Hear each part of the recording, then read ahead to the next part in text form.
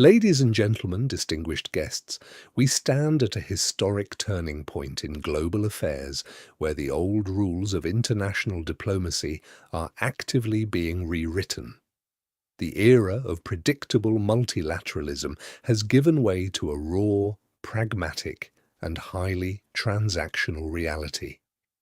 At the center of this global shift is Donald Trump's geopolitical strategy, a doctrine defined not by permanent treaties but by an America First core mandate, economic leverage, and a clear return to distinct spheres of influence.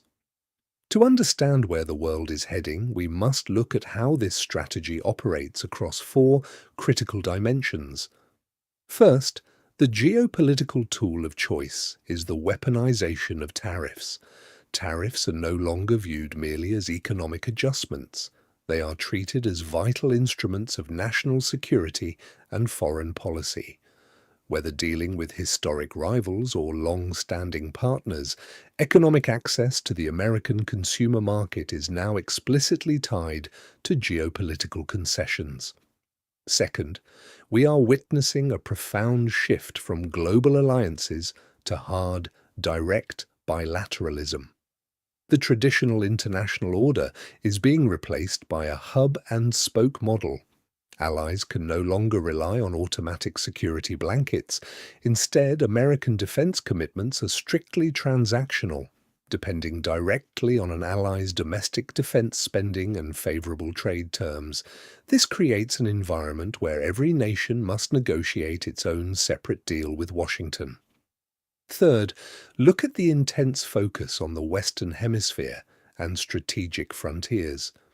There is a fierce, renewed focus on a modern Monroe Doctrine. The administration is prioritizing total strategic dominance close to home, systematically pushing back against Chinese and Russian economic influence in Latin America.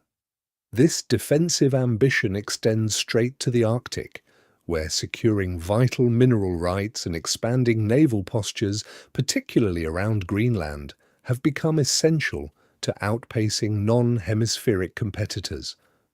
Finally, let us look at the critical regional flashpoints shaping our immediate future.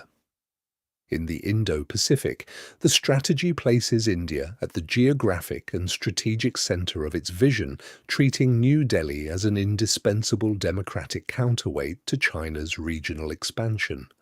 Through a strengthened Quad coalition and integrated defense technology partnerships, this relationship serves as a vital anchor. In the Middle East, the approach is defined by volatile deterrence. While the administration pursues long-term economic peace deals, military options remain firmly on the table to contain hostile actors, alongside an active push to back India's expanded diplomatic role in West Asian stability. In Europe, traditional NATO dynamics face unprecedented strain. The administration is aggressively pushing for a swift, negotiated end to the Russia-Ukraine conflict, heavily favoring direct diplomatic talks with both Moscow and Kyiv over open-ended proxy funding. Ladies and gentlemen, the old global order